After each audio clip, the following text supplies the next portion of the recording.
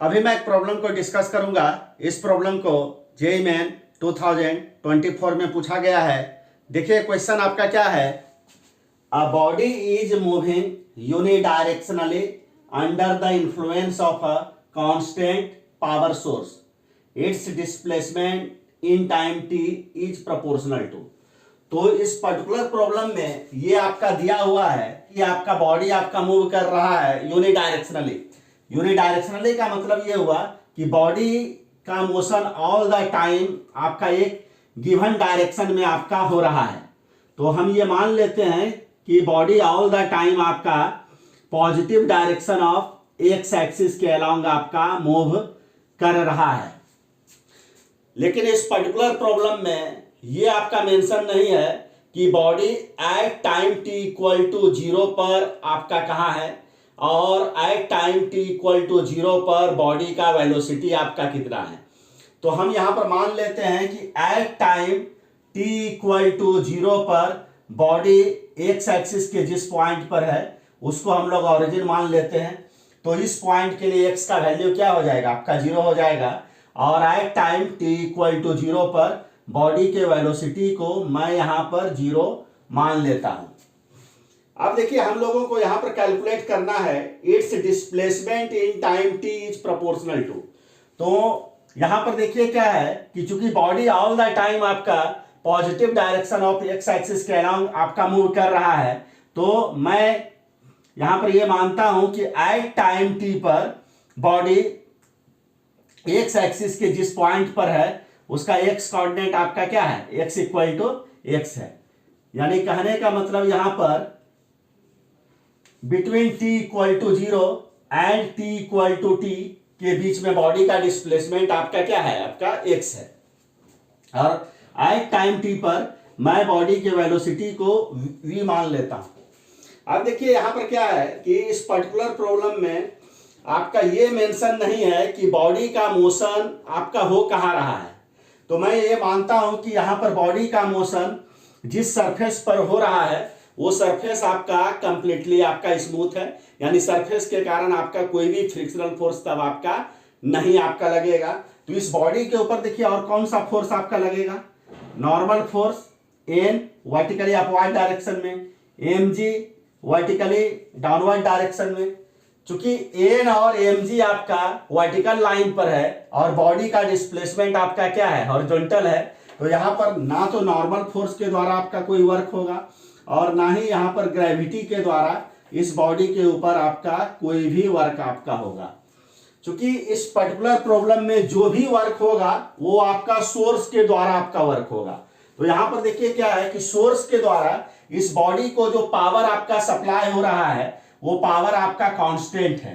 तो इसका मतलब ये हुआ कि सोर्स के द्वारा between time T equal to 0 and T equal to T के बीच में जो वर्क होगा उस वर्क को कैलकुलेट करने के लिए मैं डायरेक्टली पावर को मल्टीप्लाई कर देता हूं टाइम इंटरवल से। क्योंकि जब भी आपका पावर आपका कांस्टेंट हो तो किसी भी टाइम इंटरवल में वर्क को कैलकुलेट करने के लिए सिंपली पावर को आपको मल्टीप्लाई कर देना है टाइम इंटरवल से। अब देखिए यहां पर मैं वर्क काइनेटिक एनर्जी थ्योरम को यूज करता हूं।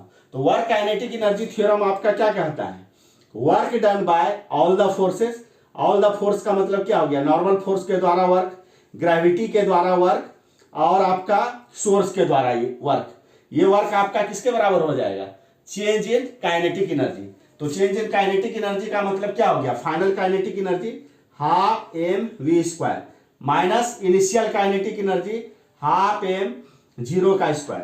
तो यहां पर देखिए तो नॉर्मल फोर्स के द्वारा वर्क आपका 0, ग्रेविटी के द्वारा भी वर्क आपका 0, सोर्स के द्वारा आपका वर्क आपका कितना है, आपका पीटी।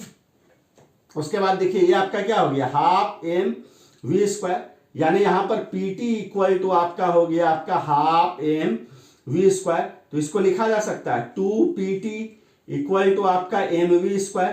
तो यहां से देखिए तो लिखा जा सकता है V square equal to 2 PT divided by आपका क्या हो गया, आपका एम हो गया। तो यहां से ये लिखा जा सकता है V equal to positive square root of 2 PT divided by आपका क्या हो जाएगा, आपका एम हो जाएगा। तो देखिए तो इसको लिखा जा सकता है v equal to positive square root of 2p divided by m multiplied by positive square root of t। अब अगर आप ध्यान से अगर ऑब्जर्व करिए तो यहाँ पर पावर p भी आपका क्या है, कांस्टेंट है, और m आपका क्या है, मास ऑफ द बॉडी, ये भी कांस्टेंट। तो ये आपका जो है ये आपका कांस्टेंट है।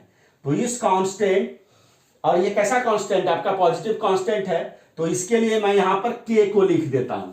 तो v इक्वल टू आपका क्या हो जाएगा, k इंटू आपका क्या हो जाएगा, positive square root of t। तो इसको लिखा जा सकता है v equal to k, t का पावर आपका क्या हो गया, हाफ। अब देखिए क्या है कि एट टाइम t पर मैंने बॉडी के वैल्यू, सॉरी यहां पर आपका हो जाएगा k, देखिए यहां पर हो जाएगा v equal to k, t का पावर हाफ। अब देखिए क्या है कि एट टाइम t पर मैंने बॉडी के वेलोसिटी को कैलकुलेट कर लिया। तो देखिए तो एट टाइम t पर बॉडी के वेलोसिटी v को लिखा जा सकता है v equal to dx by dt equal to k, t का पावर आपका क्या हो जाएगा, हाफ। अब मैं क्रॉस मल्टीप्लाई कर देता हूं, तो dx इक्वल टू आपका क्या हो जाएगा, k, t का पावर हाफ dt। अब देखिए क्या है, ये जो हमारा आपका इक्वेशन हुआ, इस इक्वेशन को मैं बोथ साइड्स में इंटीग्रेट कर देता हूं। तो देखिए तो क्या हो जाएगा आपका k, t का पावर हाफ dt। अब देखिए इंटीग्रेशन का लिमिट, तो देखिए तो t का वैल्यू आपका जब आपका 0 है तो x का वैल्यू आपका क्या है, 0 है, और t का वैल्यू जब t है तो x का वैल्यू आपका क्या है, आपका x है। अब देखिए तो यहाँ पे इसको dx का इंटीग्रेशन आपका क्या हो जाएगा, सिंपली x, लोअर लिमिट आपका 0, अपर लिमिट आपका क्या हो गया, x। के यहाँ पर देखिए क्या है, आपका एक पॉजिटिव कांस्टेंट है, तो के को बाहर ले लीजिए, तो ये आपका क्या हो जाएगा, t का पावर हाफ dt। उसके लिमिट आपका कहां से कहां तक होगा, 0 से t। तो देखिए तो लेफ्ट हैंड साइड को सिंपली लिखा जा सकता है x minus 0 is equal to k। इसके बाद देखिए t का पावर हाफ dt, तो क्या हो जाएगा, t का power half plus 1 divided by half plus 1 आपका हो जाएगा। लोअर लिमिट आपका 0, अपर लिमिट आपका क्या हो गया, आपका t हो गया। तो देखिए तो इसको लेफ्ट हैंड साइड को x लिखा जा सकता है, राइट हैंड साइड को देखिए तो t का पावर आपका क्या हो जाएगा, आपका 3/2 डिवाइडेड बाय आपका क्या हो गया, 3/2, तो 0 से t हो गया।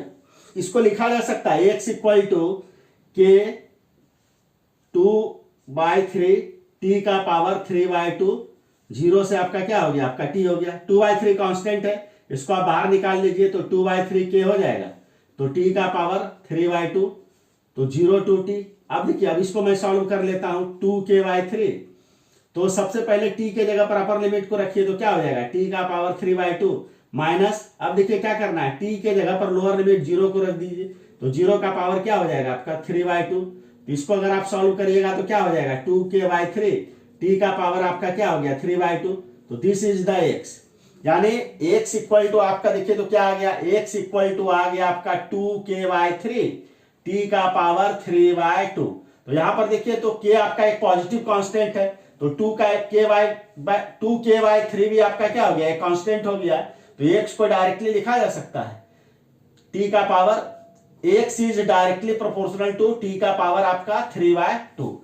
और यहां पर x हमारा है क्या, आपका बॉडी का डिस्प्लेसमेंट है इन टाइम t।